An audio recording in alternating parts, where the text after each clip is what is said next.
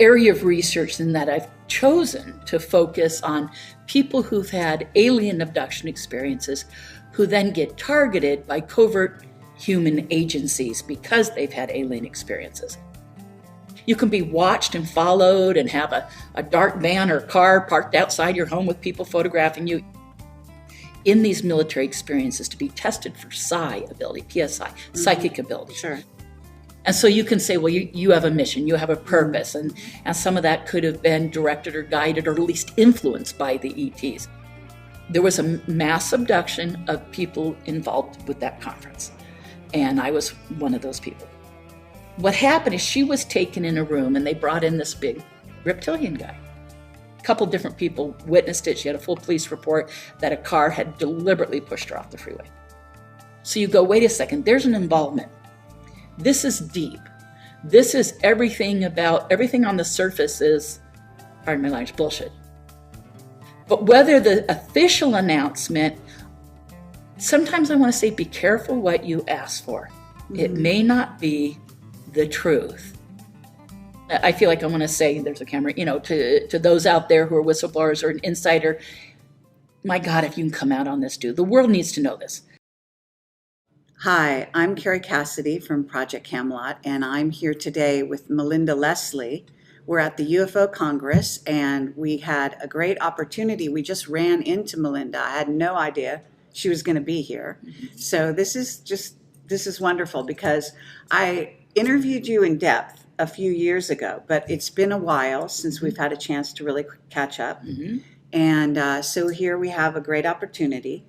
And Melinda is really a specialist in what are called military abductions, Milabs.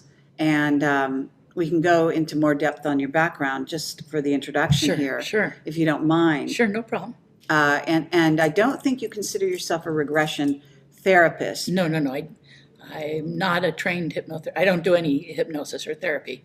Okay. I'm just I'm a researcher, investigator, and an experiencer. Yes, but you also, in your investigations, you end up interviewing a lot of...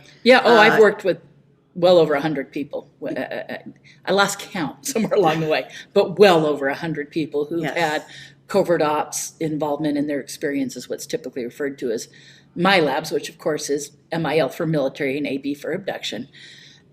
And I've always had a specific area of research in that I've chosen to focus on people who've had alien abduction experiences who then get targeted by covert human agencies because they've had alien experiences. And so, I always say kicking and screaming, I got into mind control research and other things, targeted individuals, everything else, but only because I had to understand that because of what people were going through, that it was a part of the experience. But again, I kind of choose to have that limited focus of people who've had alien abductions who get targeted for that reason, and then where that research has gone over the years. And that's the part I'll go over with you, where it's gone and where it's, continued, because my research has evolved over the years from what I originally thought to what I think now, Okay, well, let's dive right in. Okay. So let's kind of start at the end. Where are you now with this research? Are you more of a skeptic, or are you, have you gone down a different road completely? No. It's just, for instance, when I do lectures, and I lecture at conferences, and we can get more into my background later. But in answering your question, when I lecture at conferences now, in my PowerPoint, I have this one slide that I came up with about 5 years ago, and I'm really proud of it. It's this graph that shows a curved line going up. Right. Now, one thing is, we now know that the covert involvement in abductions, that abductees have harassment, surveillance, monitoring, and then they may have an ET experience with military also involved, or people in lab coats, not just military, which is why I like to say covert ops, human involvement, as opposed to saying the Milab, because Milab puts such a military emphasis on it. And sometimes it has nothing to do with military universe. It's just guys in suits or lab coats and, not uniforms. So, and it involves an intelligence community monitoring of the individual. So I'm like, it needs to be a broader definition. And just so by saying covert human, that's covert human agency, which encapsulates a lot. So anyways, going back to, because of my own experiences with it, I started investigating it. In my research over the years, it's well known in abduction research that abductions, alien abductions, runs in families. Sure. It goes back, for instance, it's very common now in abduction research for an abductee to learn it happened to their parents, their grandparents. You're an abductee, you have kids, it happens to your kids. You're old enough now in abduction research where a lot of people are now grandparents and having it happen to their grandchildren. So it's very common in abduction research to go back 4 and even 5 generations now. Right. So that's incredible. Common. Yeah. What I've learned in the covert ops, Milab scenario, is that goes back in families as well. Mm-hmm. And it was always kind of there, but it's like you start to go, wait, this goes back in families. There's this family connection, and over time you get more and more and more of that, where then you can say, okay, unequivocally, this is what happens. Now, not with everybody, just any aspect of these phenomena. Even in alien abduction, you can't say everybody has this or everybody has that. It's like percentages, Sure. But it's very common for the alien abductee who starts having the harassment and their surveillance and their monitoring to realize, first off, that it may have happened to their parents and their grandparents. And all along in my research, I had that there was this family connection going back to things like bloodline scenarios. Hello, Yeah. It's there, the whole mind control parts. And then going back to family members in intelligence community, the military, obviously that's very common, but more like intelligence community, aerospace community, high-tech development, government positions, and like I said, intelligence community stuff, going back with people's father, mother, grandparents, aunts, uncles, and it just became so common. I'm like, they're monitoring the offspring of these individuals. And it's now I'm not surprised. Someone says, they're almost shocked at an abductee if they're approaching me about, well, I'm having some harassment surveillance or something. If they themselves have that connection in their own background, or that their parents or a grandparent or somebody does, I'm no longer surprised at all. I expect them to say that. And then when they're sharing with me, they go, does that relate? And I go, oh, yeah, it's like across the board. So it's not only that the actual experiences of the re-abduction by military or the harassment surveillance, but also the family connections to those communities and that kind of career background and everything. So it goes back in family. So now the reason I brought that up is that curve I have on that slide. It starts, alien abduction is like 5 points in. It's like I have bars, boom, boom. Let's say I've got, without having it in front of us, but let's say I've got 30 yes. of them, do. It's like, a couple points in. So it goes back to the person realizing it maybe happened previously in their family, in their own family, or for them themselves, like their background. And then it goes into the family's background. And in some cases, even, not to, be trite about this, but realizing it goes back in history. Okay, so I talk about kind of a historical perspective, working up all the way into that person's own family, then they themselves. Boom, then comes the alien abduction. It's not like alien abduction first, covert ops, Milab later. It's like it pre-exists it. That's why I'm going, wait a second, there's this family background, just like we know with the alien abduction. And then, so boom, the person has the alien abduction. Then they start to have low-grade monitoring, surveillance, the infamous black helicopter activity, and their phone monitored, snail mail, their emails messed with. Whatever, it can get pretty extensive. It can be yes. really low grade. You can be watched and followed and have a dark van or car parked outside your home with people photographing you, and it yes. just kind of ramps up. And then somewhere along the way, they might have an experience as an alien abduction, but see people either in military uniforms or lab coats and stuff, So this I've covered on your show before without going into great detail. Right. So they could have that in their background. Or in their experience, where they're having an AT experience and then seeing, this other stuff going on. And then all of a sudden they might have an abduction that's by the military or by guys in lab coats or people in suits or any combination thereof, humans, covert humans. And it might be a completely human experience where they never see an ET, or those humans take them, for instance, to an underground base and they also see ETs present. So all these scenarios are very common. Right.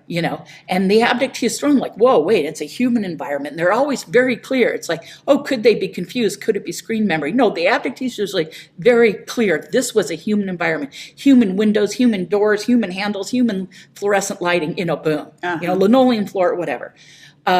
It's usually, not always, but I would say 80% of the time, if they have the experience of being taken, it's an underground military base more often. Mm-hmm. Not always. Sometimes above ground, but it's just so heavily underground.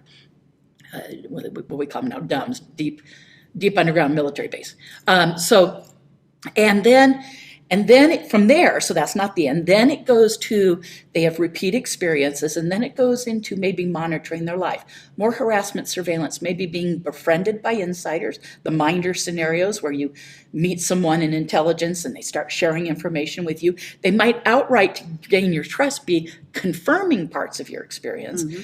And then it can ramp up again, and without having the chart in front of me, I'm just trying to go from memory here, but it can ramp up to deepening levels in your life, to all of a sudden, in the abduction experiences, you can be used in covert operations. For instance, it's very common for abductees in these military experiences to be tested for psi ability, PSI, psychic ability, remote viewing, telekinesis, psychokinesis, and tested, and they want to know your abilities. They want to know, have you learned something from the ETs? Have they enhanced that? And also your genetics. Is there something interesting about you genetically? So they might be doing that in the experience. And of course, the interrogations, the threats, the warnings, don't talk about this. Lots of threats to people's lives and well-being, and their family and their kids are threatened, And then also, I don't mean to minimize that. Of course, it's very frightening, but that stuff happens too. Right. And a lot of testing the abductee, questioning them, etc. But then the abductee can suddenly find themselves wearing a military uniform, participating in something, or participating in a science experiment beyond just the psi stuff, and sat at a computer and working it and everything in this military experience. It can cross over as well into actually so-called what we call super soldier. Yes, exactly. Activity I was about to go there. Okay. That's where I'm going. So so that can happen, and the abductee is participating in stuff within that abduction scenario, and then sometimes that abductee then is in a full-blown operation, operational. And some abductees, it starts off alien abductee and goes into, they become the super soldier. Now, of course, if you're an abductee and you've joined the military, and you have a military background. There we've got double. Yeah, and often you're in the military, you're on a base, you're in an operation. Boom, you're taken there, you're a sitting target. Plausible deniability, the cover's in place, you're already there, you're already in a controlled situation. Yes. So sometimes these people have joined the military, in their life, just like, regular whatever, joining the military. But sometimes these abductees will get used in those scenarios and they've never joined the military. Mm-hmm. And then, in some cases, they get recruited to where they become the perpetrators of the experience. And I have had both kinds. I've had men and women who have, for instance, joined the military, got involved, and next thing they know, they're carrying out or are involved in part of the pickup team or something of a military abduction. Right. And sometimes they join the military and they're forced in that position. And sometimes, for instance, I have one guy who's an amazing case. Alien abductee, starts to have advanced Milabs, starts to get recruited, starts finding himself involved in perpetrating and questioning abductees and helping pick them up and be part of that team. He's never joined the military. Right. And yet he's used in that. So in other words, it happens to people who've joined the military and people who haven't. I just want to ask you about that because there is a scenario that I've come across in my interviews, and I have found that some people that I approach look military, and yet they aren't. Mm-hmm. So I think that what happens is sometimes they're abductees. Sure. They're conscious of that. Yes. And yet they're not conscious of the military side of their experience. That they and may yet they look. Yeah. It started to, they've got that training. They've got the haircut. Yeah. A guy in the guy case. Sure. They've got, muscular development. Sure. That doesn't kind of fit with what they say they do for a living and so on and so forth. Yeah. You know what I mean? And sometimes too, it could be, yes, that could be as a direct byproduct of the experiences like I'm talking about. But it could be, that's also what makes that person of interest and use to them as this person could be plugged into that scenario. They're all that all-American look. They're clean cut. They're already physically fit. Yes. You know, that kind of thing. And it's not like, I want everyone to know, it's not like the people who get involved in these scenarios are going along with it. Sometimes they are. You know, good old James Casbolt / Michael Prince, who you interviewed, you know, talks about doing it, enjoying it, you know, romanticize about it. Whoa, you know.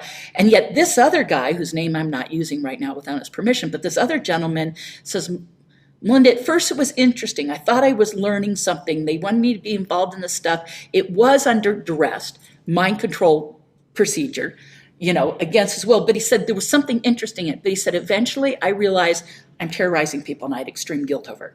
And so he wasn't really coming to me saying, I want to go public. He was coming to me to kind of like exercise his guilt, to say, I don't want to be a part of this. How do I get out of this? And, you know, what do I tell him? You know, I said, go public, they'll leave you alone, you know, but they threaten his life so much that he's like, no, he's borderline. There's a time I thought he wanted to go public, and other times he's too frightened, you know. Very interesting, yes. So, okay. And this crosses over into those mind control areas and targeted individuals. And, you know, it gets so confusing. And again, I always have to kind of reel it back, you know, dial it back and say, okay, let me focus on this from an alien abduction standpoint as the start off point. But again, I've come across all the other, that's just for, you know, for my own sanity, I focus on that area. Okay. But, and like I said, so then the curve goes up and they get recruited, used, and some of it's psi work, some of it's perpetrator work, some of it's intelligence work. Sometimes they're just having that person sit at a computer. Sometimes it's all lab work. I've had people who say, yeah, I got involved in helping with these lab experiments, but I didn't do any of that stuff, you know, so it's all different. And then at any point you can restart anywhere along that list. You know, and some people, it doesn't progress that way with everyone, by all means. Some abductees just start to have a little harassment surveillance. They're monitoring you. They might be looking into your case, or they have interest. Are you someone with psi abilities? You know, are you someone who's receiving, like a Stan Romanek, who's receiving all this mathematical formulas? Are you getting technical information? Are you getting math? Are you getting languages from the ETs? Are you a repeat ET? Do you have a lot of evidence for that? Does it go back in your family? You know, so it could be they're looking for those cases that are of use to them or of interest to them. And if they monitor you and they're not that interested, boom, it stops. And some people never progresses beyond that. Yeah. Or the monitoring just goes on for a long time. Right. But then all of a sudden, someone who's having monitoring surveillance, boom, aliens and military together. Boom, underground base. Boom, question, you know, goes doom, and it can just start ramping up. Yeah. And to this point where people are being recruited, used in programs, and it can get extensive, you know, NRIs. I mean, I go on with no names of people that are similar scenarios, and then all the people that have spoken to me who don't wish to go public in any way. Yeah, absolutely. You know? Well, you know, because actually I consider myself one of these people. Yes, so sure. it's easy for me we got to talk sometime more about that. I have to interview you next time. Off got the that, record. folks? I'm going to get, no, you've admitted it. Let's, okay. You know, but I mean, just as, yes. you know, as much as you're willing to say, because I think a lot of people will be interested, and that speaks to your motivation. Yes. I mean, everything you've done for all these years with Project course. Camelot and the whistleblowers, that speaks to your motivation and your drive, and I think it's important. Yes, it is important. But it's only gradually through Camelot that I started to realize that I was Milab. Yeah. I had a hint of it very early on, you know, and I have little scenarios that we can share about that. But the bottom line is that I had the military abduction, but I also had the ET thing. Yes. Well, and I had a recurrent abduction scenario that was military and ET. And then I went on to be just ET. Yeah. You know, and then I went through various races. No abduction, just visiting me, talking to me all night, that sort of thing. Where, as far as I know, I didn't leave my bedroom. You know, that was at least the illusion I was given. Well, I mean, you can look at what you're doing with Camelot and what you've done over the years, not only your motivation, but maybe that there's a mission. You know, I mean, part of it goes, oh, that feels uncomfortable. Like, we can kind of go, well, just on a spiritual level, we can go, yeah, it's clearly, And so you can say, well, you have a mission, you have a purpose, and some of that could have been directed or guided or at least influenced by the ETs. Same with me. I mean, now my full-time gig, not to go into great details, I take people out with military night vision goggles to have UFO sightings. I love providing that experience and changing people's paradigms. Right. I am driven to educate people about this. And that experience, I mean, it's a cliche to say seeing is believing, but once you have a sighting, you've had a sighting, no one can tell you otherwise. That's right. And I do that every night. I've done it to over 5,000 clients. I've taken out 700 tours. That's amazing. And roughly about just under 5,000 individuals. And so and we always have sightings. But the reason I brought that up is I'm driven to do that. I'm also here doing this research. I'm driven. It's a byproduct of my experiences. To what degree that was directly influenced by ETs, I don't know. I almost don't care. I am driven. And certainly because of my experiences. That's what got me into doing this. I had my own experiences with it, and I started to question, say, well, what's going on and why? And is this happening to other people? And then going to Bud Hopkins and Dave Jacobs and, and John Mack and John Carpenter and saying, do you guys have cases of this? And they're like, oh, yeah. Initially, they're like, yes. And eventually they were like, oh, yeah, I got 20 cases, blah, blah, blah. So over time, their view changed and they were willing to open up. And all of them said, Melinda, we're so glad you're doing this because then we don't have to. We'll tell you about our cases and you can talk about it so we can go out, because they were all still doing triage, helping people through that initial traumatic recalling that they had the ET stuff. And I get it. That served its purpose.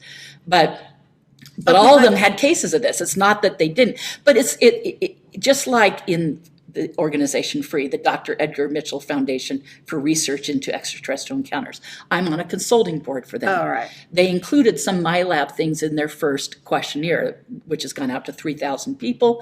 And I think they were coming with about 15% of the people had military involvement stuff. But they were asking the wrong questions. They were literally saying, were you abducted by the military? Forget all the harassment strains. I told Ray Hernandez and the rest of the people on the board, you guys, when you ask the right questions, the harassment surveillance stuff, I expect you're going to get at least 40%, and I will not be surprised if you get 60% response on it out of all your cases. I said, it's that common. I said, I'm actually surprised that the number is as high as like 15% for people who've had military abduction just being taken by the military. Because I said, what about all the people who had ET abductions but saw covert humans, doctors, guys in lab coats, whatever, in present? Scientists. So I said, when you ask the right questions, those numbers are going to go. Right. Sure. Now, but I want to back up a little bit because you said last time when we talked, you weren't actually revealing a whole lot of your own personal exposure in this, as I remember. Oh yeah, that. And we don't have to belabor it here sure. in this, but for the purposes of the discussion, you're talking about being. It sounds like you're even more targeted in your own mind as to what might have motivated you to go down this road specifically. And is there anything in the more, let's keep this recent relatively recent, to where this is keeping you on the road? Because I'm noticing, let me just bring this into it. I notice that I have constant contact now. Yes. And I see beings and so on. Sure. And they're also communicating with me, and they're putting me and facilitating things like this meeting between us, which was not planned. Sure. You know what I mean? Yeah. At least in my mind, consciously, sure. or your mind consciously. Yeah, of course. I didn't know you were going to be here. We saw each other. Yeah. And you said, hey, do you want to do an update? Boom. Right. So that's what I'm saying, is that I'm wondering how in your life this might be manifesting and also helping your progress with your own research. Sure. Well, it's almost like I separate out, like, I call it my experiencer hat versus my researcher hat. You know? And I have my researcher hat and my experiencer hat. I realize it's the motivation behind it all, but again, I can't really point at them specifically motivating that. It's more like just a byproduct of that's why I'm driven. But in answering your question, first off, I'll say this for the people viewing. I've had, I believe now, with some amount of certainty, that I've had 9 military abductions total. Okay. Now, I've had a lot of harassment surveillance stuff, but that's kind of fallen off, other than the Minder stuff, which is ongoing and current and active over the last like 3 years, very active, which is government insiders who befriended me, who are participating in my life, and they're my friends. They're people who come into town. I meet with them. I, lunch. But at some point, I mean, I'm curious, and I want to know what they know, and I'm stringing it along, and it's okay. I realize that's their job, or so they're interviewing you at the same time you're kind of interviewing them. And so I'm okay with that. And there's no problem there. It's just like, well, I'm curious, what do they know? And by being their friend, I'm hoping at some point they open up more to me, and I'm there for that. And I'm asking stuff by them, and I'm getting their reaction to stuff, which is very telling in itself. And every time it progresses, it's like they're stringing me along, and I'm stringing them along. We're using each other, and we're friends in the process. I don't have any problem with that.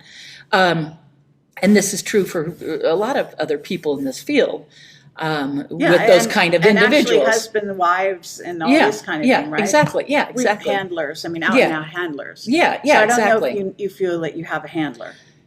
I've been handled. I've been switched off to different people over the years.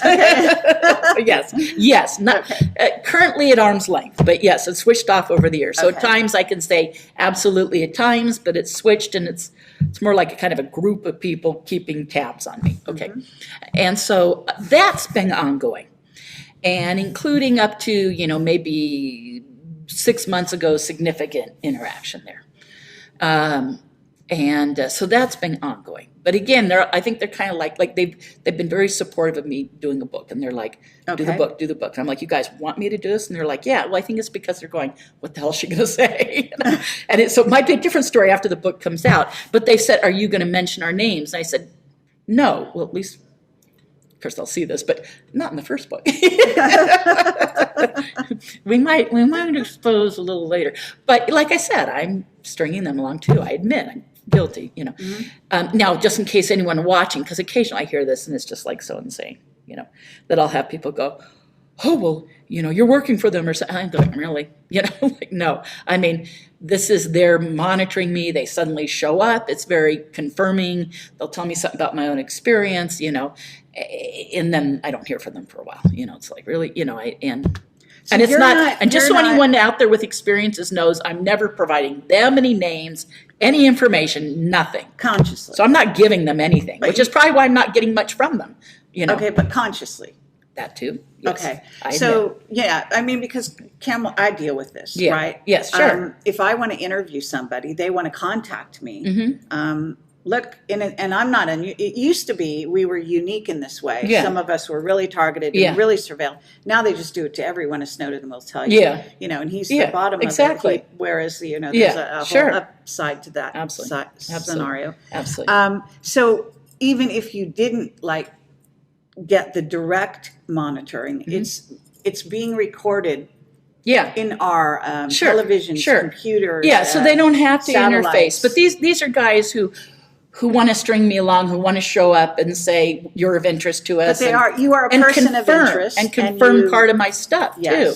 Okay. And then I'm hoping to get some stuff for them, and I do. And so it's both, it's like, hi, we're going to have lunch and meet, and no one really says anything because they won't tell me and I won't tell them, and it's all cat and mouse. Yeah, I know. But I'm in my case, I'm a little more upfront with this kind of thing, because I know when somebody's trying to handle me and whatnot. Yeah, exactly. So it's not all the time. It's low grade. It comes and goes. And the last significant and kind of stuff was probably 6 months ago.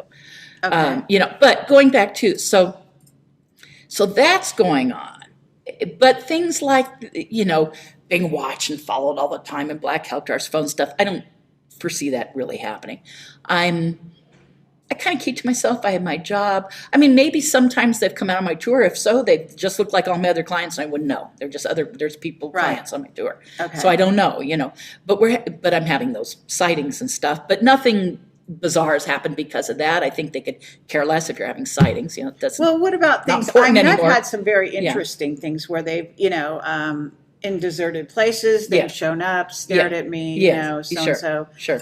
Maybe they were wanting to intimidate me, you know. Well, and also things where they've been in restaurants. You know, clearly out of place, sitting close to my table, listening. I've had a few things, a little watchful here and there. Like I said, long, you know, months, if not years in between, you know, but I mean, I have. And there were times over the last 20 years where that was more frequent. You know, I'm just saying it's lesser now. All right. But I think it's because there's a couple of these guys in the intelligence community more directly involved that they don't need to do that because those guys kind of know what I'm doing at all times. They follow where I'm lecturing and what I'm doing with my tours, and you know, and then they're saying they want me to do the book, which is, I think they're just wondering what I'm going to say. Sure. But anyway, so that's the kind of ancillary stuff. More directly, let me see, my last significant military abduction. Okay, I'll say this: my last alien abduction was 2 years ago. Driving home from California, missing time. I got shown a hybrid child I'd seen 20 years ago. Well, 20 years ago at 5 years old, was now like a 30-year-old adult, you know. And so it was probably 25 years ago, and she was about 5. So now she's like 30, and they brought her in the room, but it was a standard alien abduction, with the exception of being shown the adult hybrid, which was a wonderful experience for me. And then they took a big scoop mark out of my leg, which wasn't so much fun. But the next day I had a big infamous scoop scar, famous in the subject matter. So between the scoop scar, the memory, Yvonne Smith regressed me briefly over it, and it was enough to say, okay, this happened. It was a period of missing time driving home from California. I live in Sedona, Arizona, so it was driving home from Southern California. And I knew the spot of the road, basically where it happened. So I knew that I'd stopped here and I'd stopped here. Those stops should be an hour and a half apart. It was like 4 hours. So I had, you know, probably at least 2, if not 3 hours of missing time there.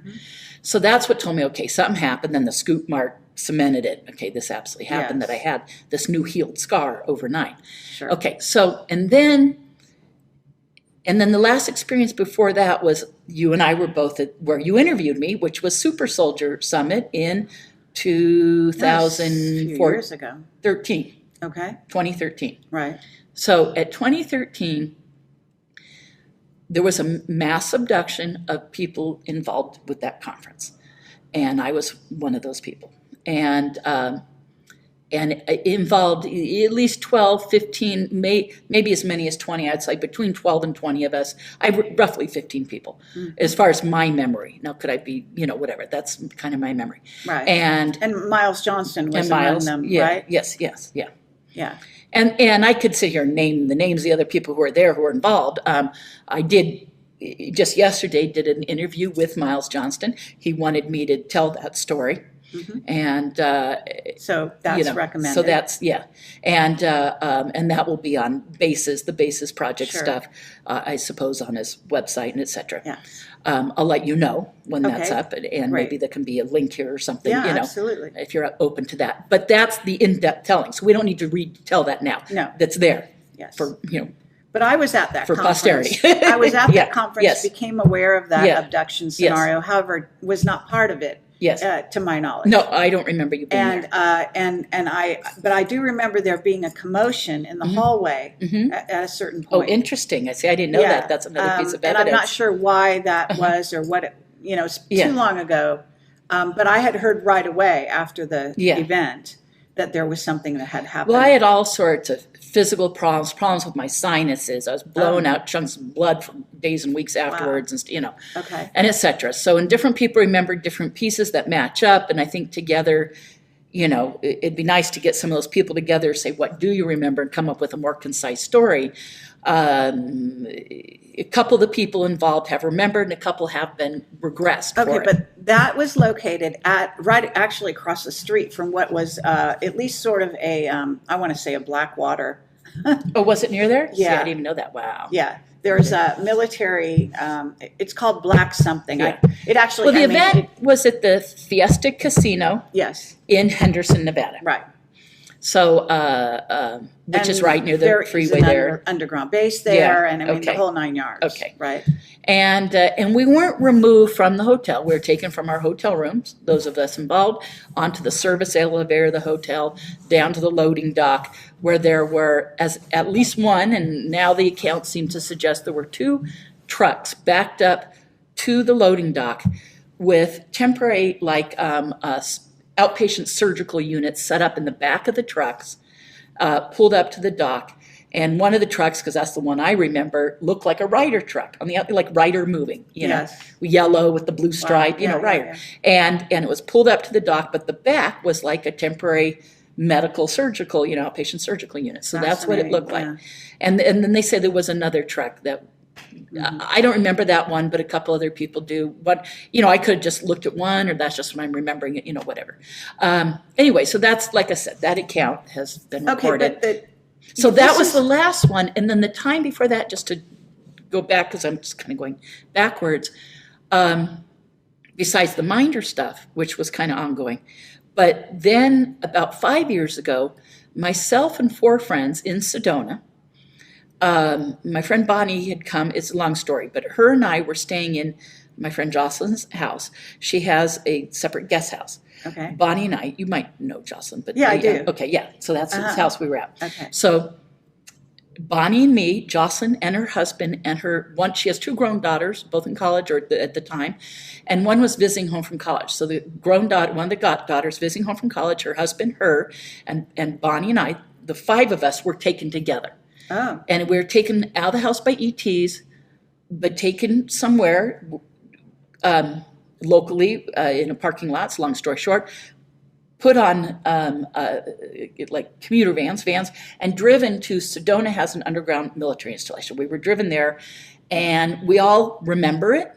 3 of us got separate regressive hypnosis, but with Yvonne Smith, but done separately over time. All right. I think the first was Jocelyn. I think it was about 2 or 3 months after the event.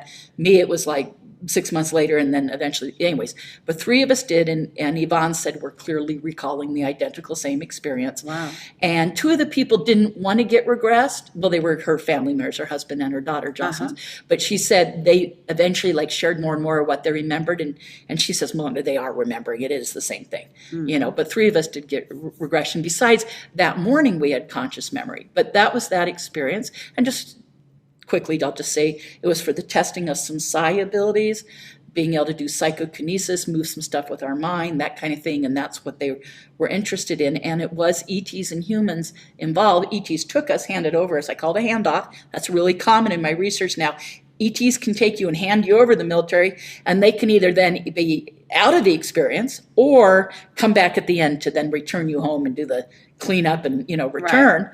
With the technology or whatever to teleport you and everything else, or they can show up also in the experience as being involved in it. So those handoffs are very. When you say ETs, you're being vague. Are you saying Greys specifically? Yeah. Are you saying in my I've had 9 of these in military abductions. Some of them didn't have any ETs in them.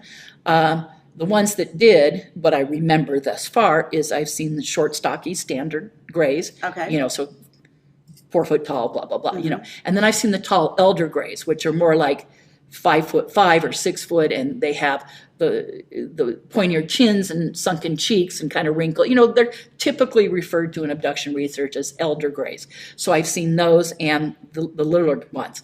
And then on one occasion, a reptilian. And that's Misha Johnston and I were taken together from her house in San Diego or La Costa, California. And that was specifically to be threatened and have our life threatened and, you know, and had the crap scared out of us. And there was a reptilian present in that experience. And what year was that one? Do you approximately? I should know, and I'm trying to remember right now. Come on. I know this. Well, let's say before, you guys, this is on the fly, so I don't have dates in front of me. 2010. Yeah, way back in the late 90s. All right. Oh, no, actually, I think it was 2000. Now they think about it. Yes, it was. I think it was in 2000 that it happened. Close enough, just to get sort of scenarios from then till today. Yeah. So so her and I had appeared the night before on Coast to Coast radio program. But when Art Bell retired the first time, there were a couple different hosts before Art came back, and then he retired again. Then it was George Norrie. But in that interim period, there was a host for about 2 years by the name of Mike Siegel. We were on the radio with Mike Siegel hosting Coast to Coast. And the night before this happened, it was the next night.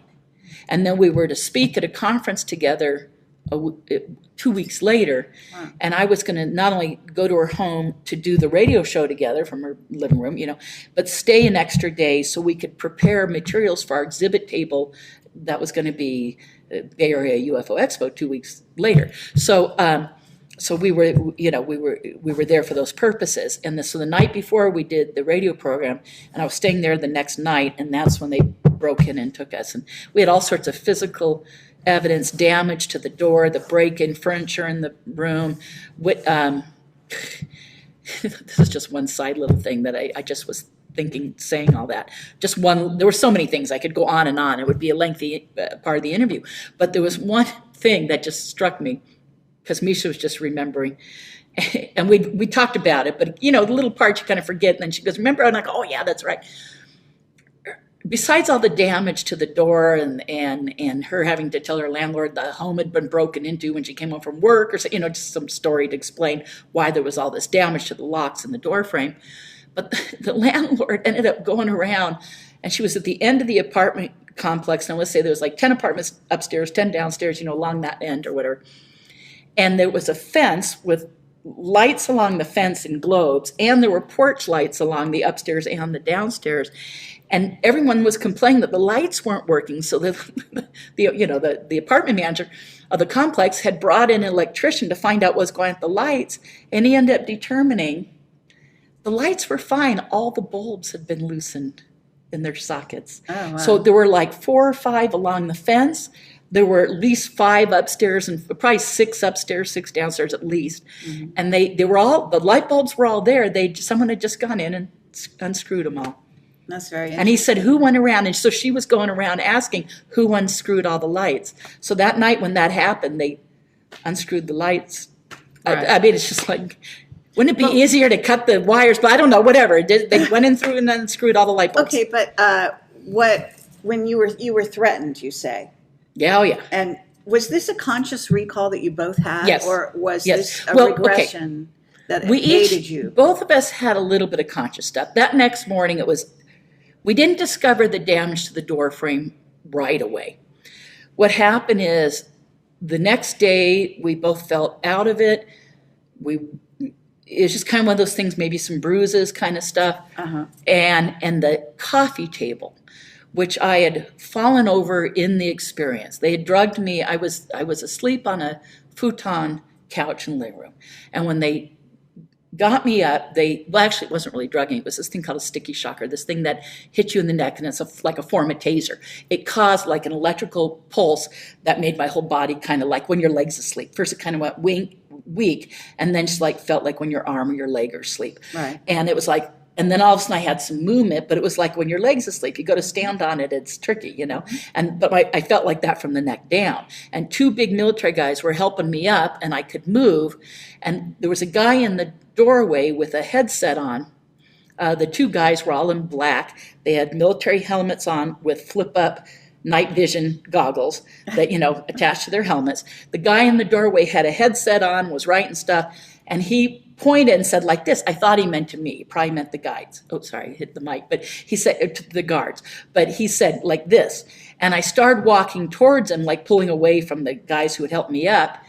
And then I remembered either I hit the glass top coffee table with my leg, or I remembered it was there. I think I did hit it because I walked into it and I went, ow. And then I went, oh my God, that's glass. So I turned backwards to turn away from it. Well, my body wasn't like responding very well. So I went back on the living room floor like a dead weight. Boom. Oh no. But what had happened is it had broken the glass top it knocked it off, broken the glass, and it had these like metal prongs like this that came up. They almost kind of look like horns, that came up to hold the glass. Right. Those were all bent out of place. So that morning we found that, and it turned out the guy who lived downstairs below her said to her the next day, what happened last night, it sounded like your whole entertainment unit in your living room fell over. He thought the entertainment unit had fallen over with the TV on it. No, it was Melinda falling his dead weight on the floor. It wasn't the bookcase, it was Melinda, but I had fallen. Wow. And he had heard that. It woke him up. And then, like I said, they'd broken in the door. They damaged the main door lock, the deadbolt. The frame had been ripped away like a crowbar, put in the wooden frame, pulled it away. And a friend of mine who was a private investigator at the time came and looked at it for us.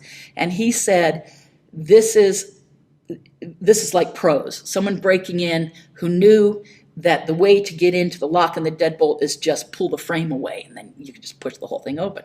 And so he said, whoever did this was pros, but they didn't care that they left damage. They didn't care that you saw that. So, but what do you mean that your life was threatened? Why do you think that associated with that? I'll just, I mean, it's short. I'll go into short. Okay. We believe we were taken to Miramar. We were in La Costa, San Diego, California. We believe it was Miramar Naval Air Base, but just based upon, we were drugged and put in the back of a van, and the direction it went on the freeway, we tried to figure out, did it go north or south? So it's either Pendleton or Miramar, and we figured it went south. But it doesn't almost matter, No. Whether it's Pendleton or Miramar. Yeah, they're both right there, and they're both about, from where she lived, they're like 45 minutes that way or 40 minutes that way or 40 minutes that way, same thing. Right. Okay, so we're right there. And but when the van, long story short, I just trying to jump ahead, pulled in, we were separated. And we were taken, it looked like a one-story building, but we went downstairs. She doesn't remember, I think maybe she had passed out or been drugged, but I was walking with a guard down these stairs. And I went at least 3 or 4 levels down from, just basement or whatever. I can't really, it's hard, to me, underground bases, you get on the elevator and you go 20 stories or something, but this, was clearly we're going down below a building. Okay. Right. And we went down, so underground for all intents and purposes. And we were separated. And I went into a room where a naval captain came in partial uniform that I researched, so I kind of knew, okay, naval captain, and kind of interrogated and threatened by him. What happened is she was taken in a room and they brought in this big reptilian guy.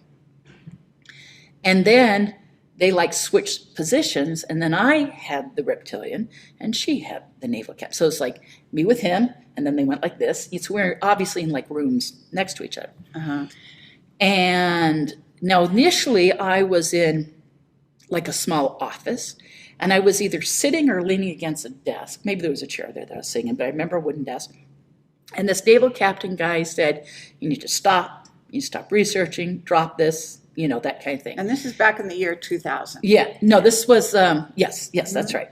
And he said, stop, and we're serious. This isn't up for discussion. This is the end. You're done. And he said, to prove the point, there's someone I want you to meet. And he took me in this other room, and there was an exam table. And they had me sit on it, and I'm it's an exam table. I'm thinking they're bringing in a doctor, and I'm thinking, okay, this might be a mind control thing or something. Who knows? Some medical thing, or administering of drugs, or and I'm like, oh God. And I'm sitting on this table, and he walks out, and in walks this big reptilian, who comes up to me, looks in my face. Now, I'll say this first. What actually happened is he looked in my face, pushed me back, stared in my face, and backed off. Just for clarity, because I want everyone to know that what I'm about to say was a mental projection, didn't actually happen. What I thought at the time was he pushed me back on the table, climbed up on me. He's a big guy, 7 foot, broad, built like this. I just heard someone else say with the giants and that whole thing, when you go up, you go out too, so they're broad, just because for that massive size. Right. So when someone's 7 foot, their shoulders are like this, and he looked like a linebacker with a pro football, that kind of thing. And he pushed me back, and I thought I was raped and brutally murdered, and my lip ripped apart limb by limb, and he took one of his black fingernails and sliced me down the middle and started pulling out my organs. But at some point I went, and I'm screaming, and I'm going, at some point I realized, well, I can't feel this. This should hurt. I'm not feeling this. And that's what made me go, this isn't real. And then he backed up. But for a moment, I thought I was being brutally ripped apart. So he literally planted this memory, this mental projection. You. Yes. Okay. And yes, to traumatize me. And when he backed off, as soon as I realized this isn't real, I can't feel it, this should hurt. Mm-hmm. And I'm screaming, but I realize, when a guy rips your arm out of your socket, I'm like, wait, this, And so he backed off and stood there. So when the captain in the other room before bringing him in here said, to prove our point, there's someone we want you to meet. This was the thing. Right. And then after this guy backed off, he walked away and the captain came back in and said, next time, that'll be real. Oh. Okay. What Misha had happened, she'd been put in the other room. Right away, they brought in the reptilian. It came up and stared in her face. And next thing she totally thought, she was standing in the apartment. She has 2 grown sons, one with, at the time, a little baby. Now they both have big families, but little baby. She thought that she was standing in their apartment. One was kind of on down with Lex, who was living with his brother temporarily. So the young family, the wife, husband, little baby, and then the brother temporarily living with them. She thought she was staying there, and she was like, wow, I've been transported to my son. She's all ready to say hi or whatever, or what the hell's going on here? And all of a sudden she says, like ninjas, guys all in black, faces covered, everything, broke in through the door, the windows came through on ropes, like swinging from the roof, boom, came in, had knives, and she witnessed her family being brutally murdered in front of her. And at some point, and blood everywhere, and at some point she goes, and they were screaming, and she goes, wait a second. And her actual thought, because at the time those commercials rang on TV, this isn't live, this is Memorex. Because she realized she couldn't hear them. She says, they're screaming and I don't hear them. She goes, this isn't real. And she's screaming and she goes, there's no sound. And everyone should be screaming. Right. And she goes, this isn't real. And as soon as she realized this isn't real, the same thing, he backed off of her. Right. And then the captain came in and said, stop this or that will be real. Basically, same thing to her. That's very interesting. So this kind of thing that you guys both remember, did you remember it, again, on your own or with the help of regression? A little bit of conscious memory and then also regression. Both, okay. Yeah, it wasn't purely regression. We had a little bits and pieces. We had the evidence of the coffee table. It was the next day that she went back home and realized, even though she'd locked all the locks on her door and everything was loose and she could like push the door open and she goes, and the deadbolt's sticking out, and she's like, I locked the deadbolt, but you can just push it open. And then she realized it had been pulled away. And that's when she realized all that damage was there. We're almost surprised. But I guess when we left there that day, you leave, you lock your door behind you, just wasn't paying attention. But it's when she came home that she went, wait a second, what's all this damage to the door? Okay, but so this is, let's say, quite a number of years ago now, mm-hmm. Right? Yes. 2000. Yeah. This is 2017, for God's sake. So it's amazing to think time goes by. Yeah. So you both didn't stop, I take it. No. Well, no, she did. Okay. It'd be a long, detailed story, but no, at first she didn't, but she had more happen in her life. That got much worse. And just as one example, she went on a blind date with a guy. She met him online, thought he was a researcher. A guy shows up, he's wearing military uniform, proceeds to sit down at a restaurant with her and give her detailed of what her 2 sons and their families do every day, what time they leave home, where they go to work, how they drive, the streets. In other words, they're monitoring the family, and said, you continue to talk, they're all dead. Stop.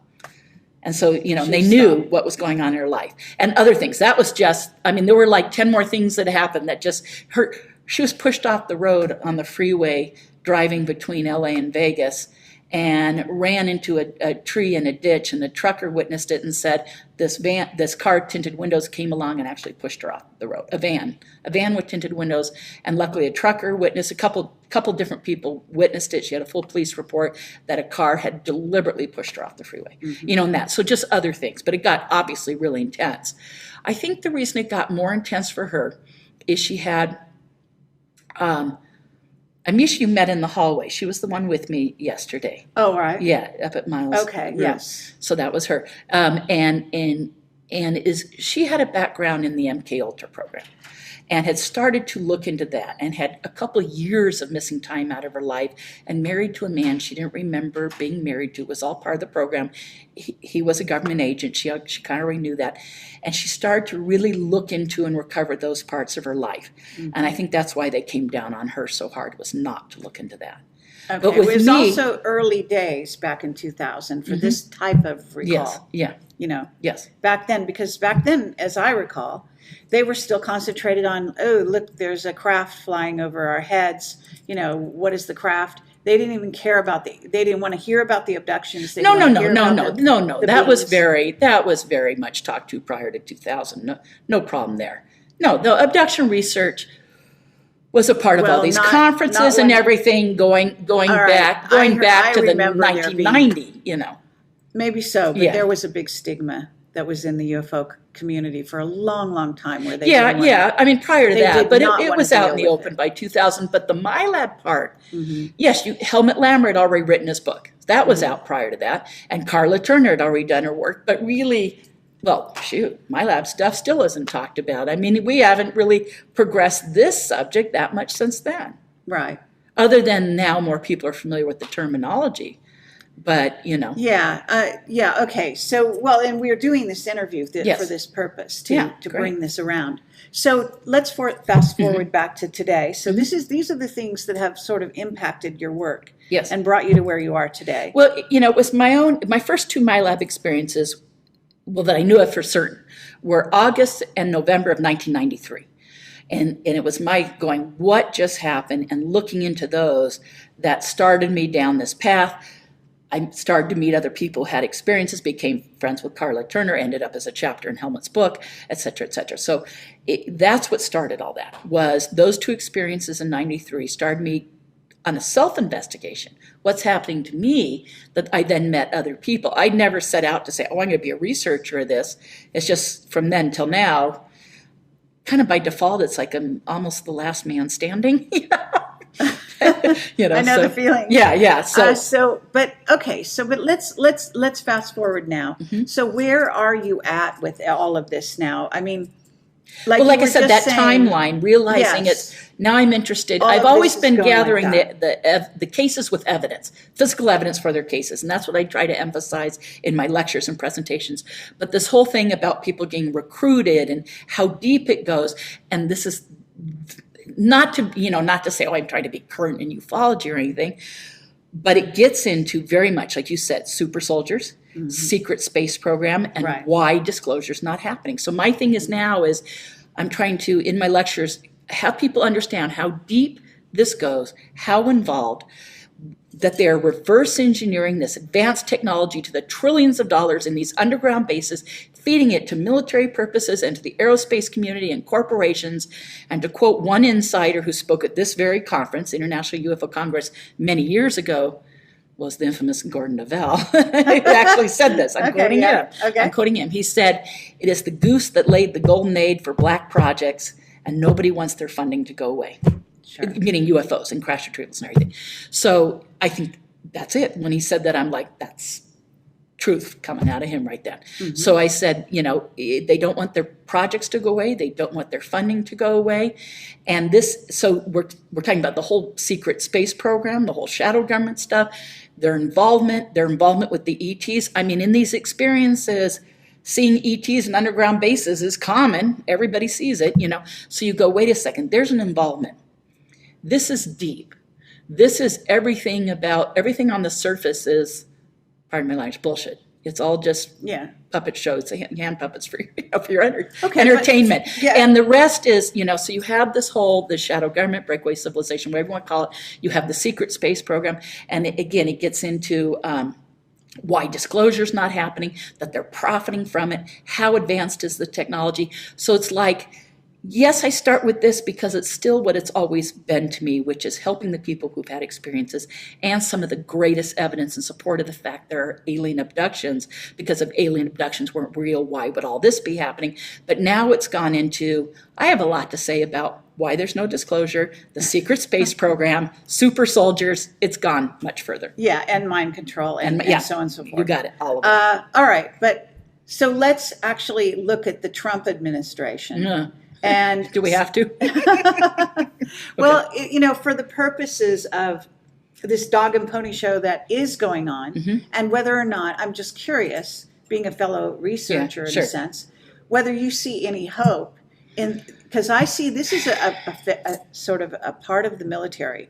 He's backed by a part of the Navy. I don't know how much you know about a little bit what brought him to office. And so on. Yes. And so there is there are at least two major sides to this underground, secret government, secret civilization. I'm totally on board with all that. Yes. So, and they were somewhat at war with each other, continue to be, and now another one is on top. They've kind of switched. Yeah. Okay. Do you see any hope whatsoever in this switchover? And if not, why not? Okay. And that's no problem because I may actually agree with you. I almost think. Go ahead. Truth is, I don't know. Sure. Bottom line is, I don't know. So I'll be pure speculation, nothing from out my research or anything. I think he's such a loose cannon that he's not being briefed on it.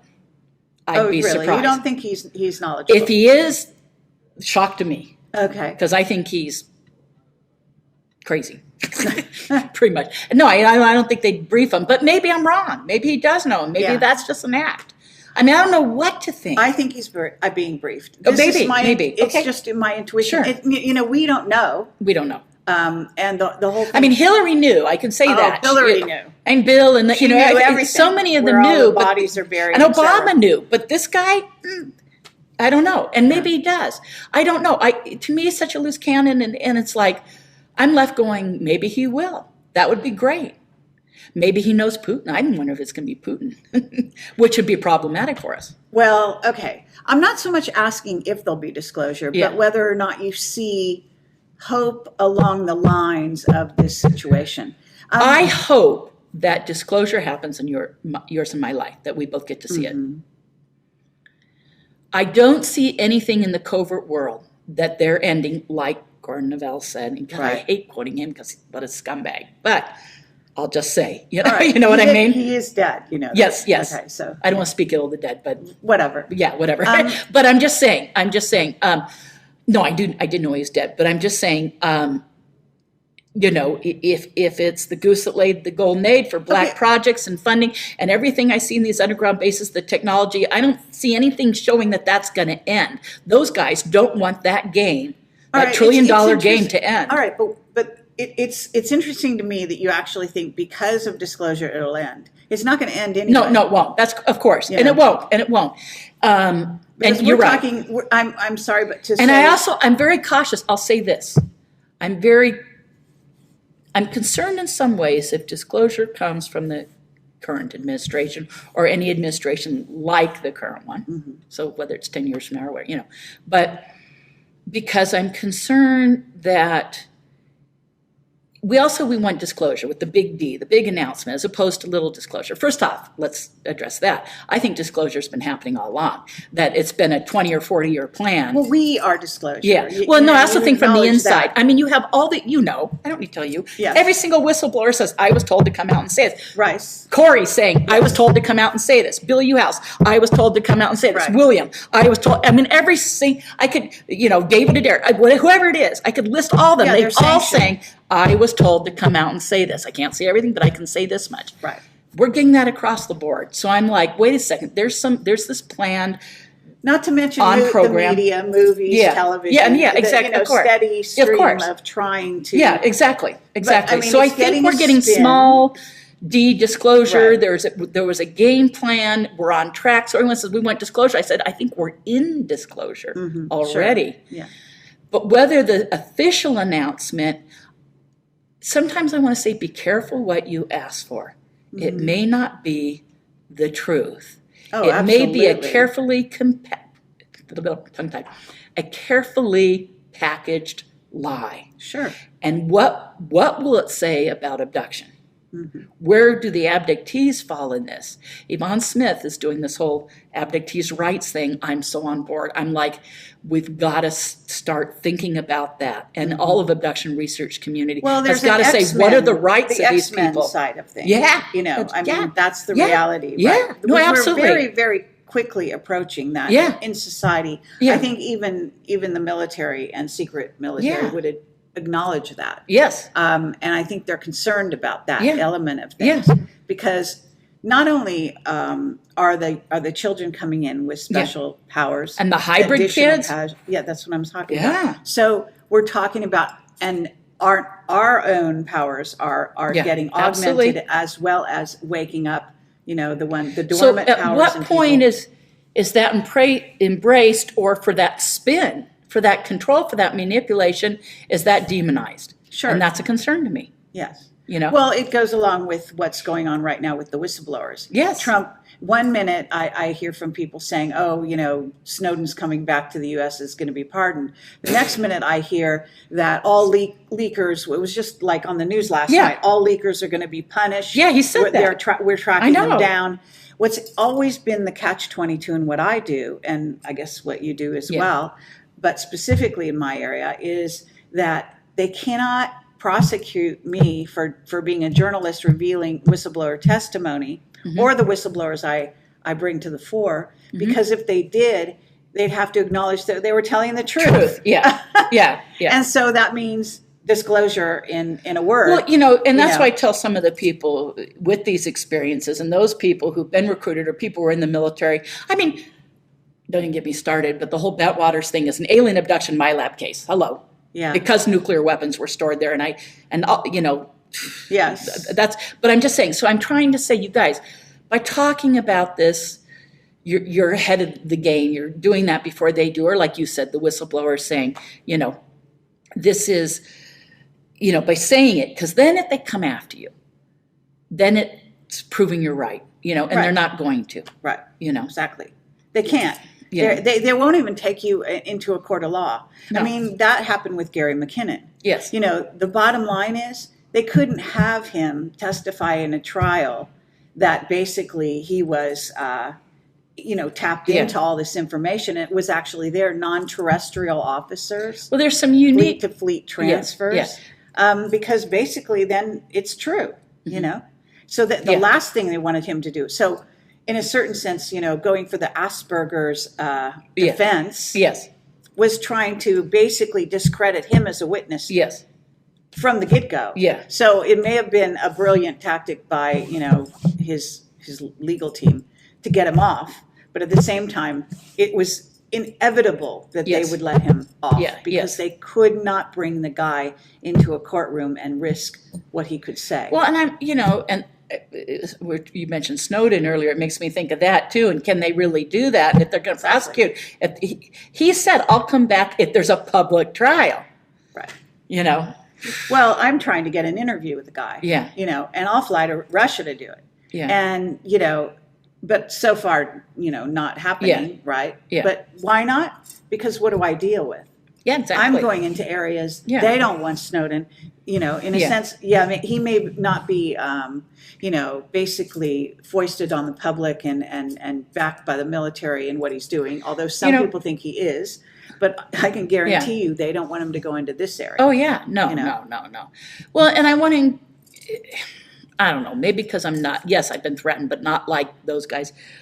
You know, I just want to, I feel like I want to say, there's a camera, you know, to those out there who are whistleblowers or an insider, my God, if you can come out on this, dude, the world needs to know this. So, you know, that gets to, do I think disclosure should happen? Absolutely. We need it. We need it in our lives. We need to get off the petroleum-based economy and, you know, the petrodollar, blah, blah, blah. You know, worldwide, it's about the world coming together. It's a time for all the nonsense and the lies to end.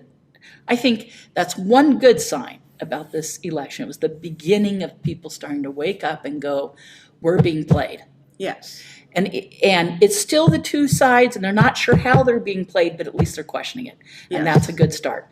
And so, but I want to say the good thing with Trump saying, questioning the media, the mainstream media, which has been guilty, you know, and bought and paid for so over and over again. The thing is, he's choosing which ones as opposed to saying it's all of them, whatever. Right. But I think people see through that. So, but again, I just want to say, if you've had an involvement with the UFO subject, if you can say anything about it, come out and bring credibility to the subject, present evidence in support of what you've been through, speak openly, you'll have them, she'll talk to you, she'll interview, she'll get it out there, just because it's time. We need to know enough with the bullshit. And look what all is going wrong inside of it. I mean, just in my research alone, I always, harp on this, but it's unconstitutional, immoral.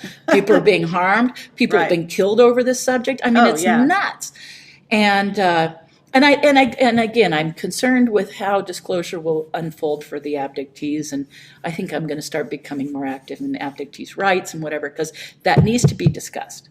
That needs to be, as soon as we're moving in that direction, we are moving in that direction, so it needs to be discussed now. Sure. If anything, we're behind the game. But if there's an official disclosure, there's got to be a game plan already for that, or at least people being outspoken for it and everything, because I think people who've had direct ET contact become at significant risk, depending on how they spin it. That I agree completely, and it's wonderful to hear you say that. In other words, I think we're actually at a new juncture here in world politics, etc. First of all, one of the things is you cannot read anything that goes on in the world, in the politics, in economics, in you name it, without bringing in the ET relationship with our governments and with the people. Sure, no, I agree. They are totally immersed. And the control and suppression of the technology that would take us out of poverty, would take us out of wars, would take us out of starvation, et cetera. Right. I mean, it's just nuts. So the fact that it's so much part of the question and so much part of the topic, but it's the, as they say, elephant in the room that never gets touched on by, a good, where the alternative, the big split between alternative and it's only the alternative that will go where we go. Yeah, well, who just did a brilliant presentation today, and I'm more than willing to give credit where credit is due. Rich Dolan did one on the media involvement today and talked everything we're mentioning now, he covered in spades, and he did very well. Excellent. Yeah. Okay, good to hear. Very, very well. And it was an amazing talk, because he addressed this and like you said, the elephant in the room and media spin, and how that spin has changed and developed over history from how the media dealt with it and how it's changed, whether that go back to the 40s, 50s, 60s, 70s, all the way up to the current media and how it's being addressed. And well, I mean, I think shame on them. Absolutely. But it's beyond that also, in the sense that once we do have any more official type disclosure, if anything is leaked out that is substantial in our sector and can't be denied, then you're going to have spin. Again, the same media guilty of further spin upon what we're really talking about it's here. A mess. And that can be very detrimental to the, in other words, there's going to be good, and there's going to be some very negative things come out of it, and the future is going to play itself out. But I think what I wanted to say about this to you is, we're going from a time of intense research, intense disclosure in our sector, personal disclosure, etc., disclosure by people like myself and you, being interviewed, doing presentations, etc., to a more active role, more activism, if you will. Where this is now suddenly something that people are living their lives according to, and is becoming an everyday situation that has to be dealt with. Transition. That means there has to be, you have to have possibly, laws. You have to, everything has to change. And I'm glad that we're not alone. I see other people in ufology, at least, aside from the other areas of subject that we cover, let's just within the ufology arena, starting to go that direction with it. Sure. So it's great talking to you. Thank you for having me. Any longer. Well, thank you for having me. Yeah, absolutely. Let's have you back on the show. I also broadcast live, as you know, over my YouTube channel, which is huge. So thank you so much. Thank you for having me. And it's been really lovely. Thank you. I'm glad it's nice to be able to go there with this discussion and talk about those things we just ended with, because those things aren't often talked about enough. So thank you for allowing me for taking it there in the conversation. Absolutely. And thank you for your service to humanity. Oh, you too. Amen.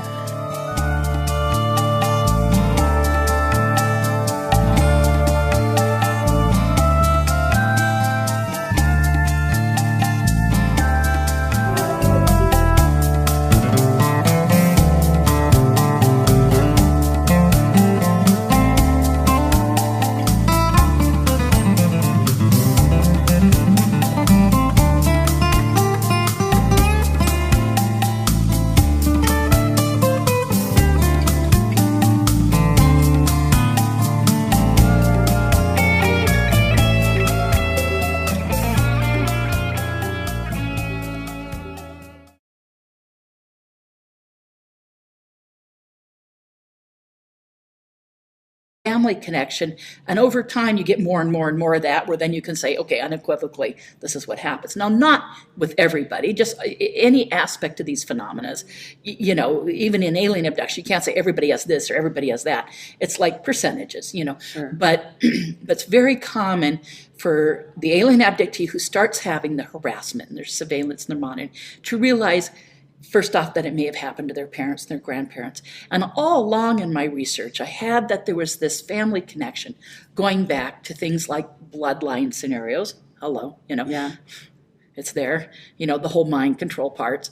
And then going back to family members in intelligence community, the military, obviously that's very common, but more like intelligence community, aerospace community, high-tech development, government positions, and like I said, intelligence community stuff, going back with people's father, mother, grandparents, aunts, uncles, and it just became so common. I'm like, they're monitoring the offspring of these individuals. And it's now I'm not surprised. Someone says, they're almost shocked at an abductee if they're approaching me about, well, I'm having some harassment surveillance or something. If they themselves have that connection in their own background, or that their parents or a grandparent or somebody does, I'm no longer surprised at all. I expect them to say that. And then when they're sharing with me, they go, does that relate? And I go, oh, yeah, it's like across the board.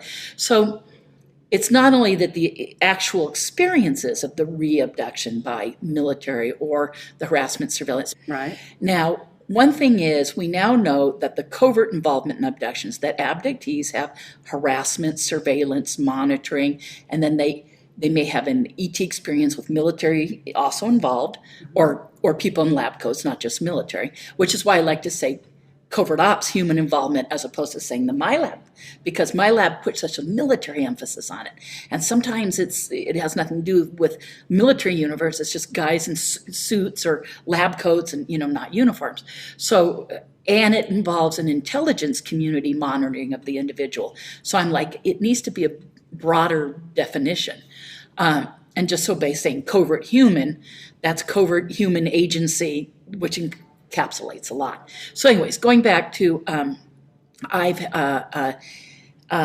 because of my own experiences with it, I started investigating it. In my research over the years, it's well known in abduction research that alien abductions, runs in families.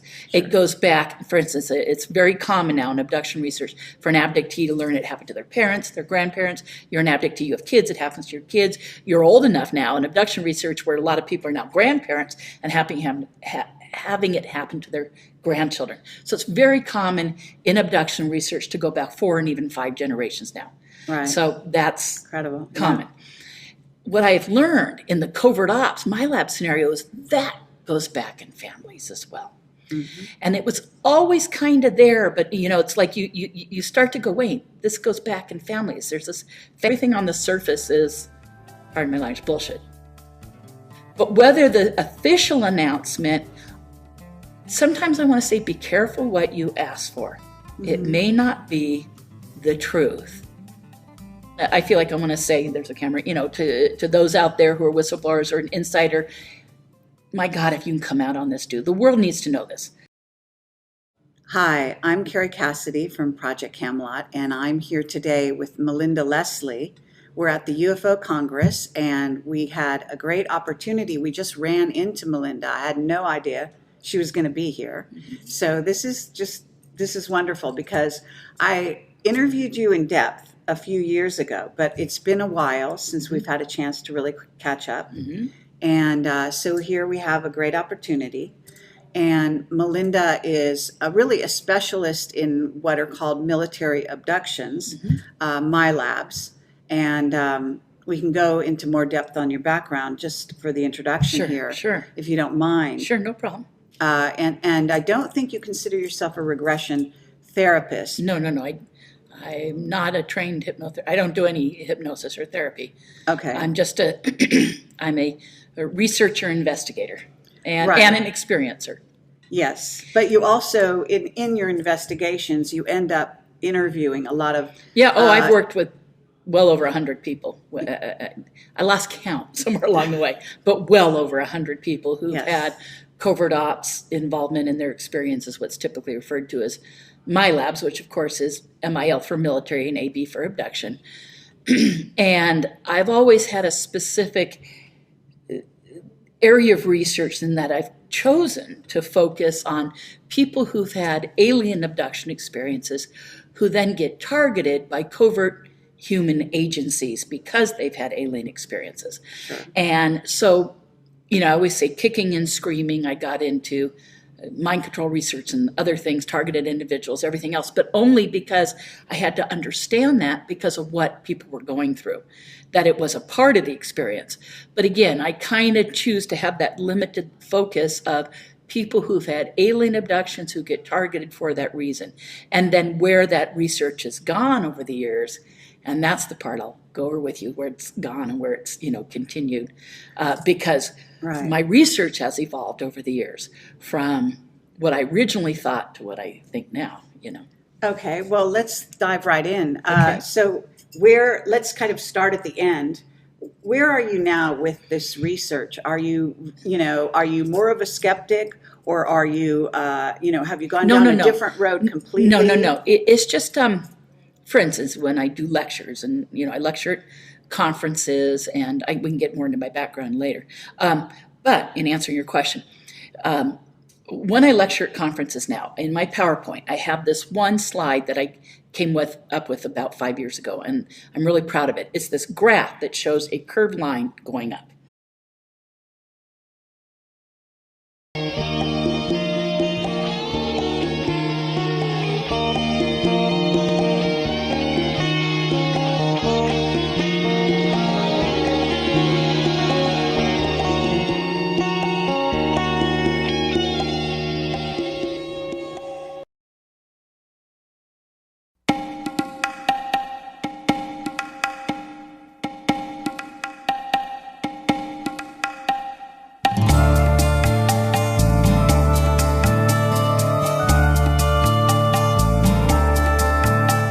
Area of research in that I've chosen to focus on people who've had alien abduction experiences who then get targeted by covert human agencies because they've had alien experiences.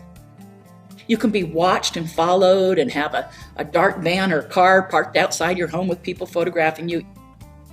In these military experiences, to be tested for psi ability, PSI, psychic ability. And so you can say, well, you have a mission, you have a purpose, and some of that could have been directed or guided or at least influenced by the ETs. There was a mass abduction of people involved with that conference, and I was one of those people. What happened is she was taken in a room, and they brought in this big reptilian guy. A couple different people witnessed it. She had a full police report that a car had deliberately pushed her off the freeway. So you go, wait a second, there's an involvement. This is deep. This is everything about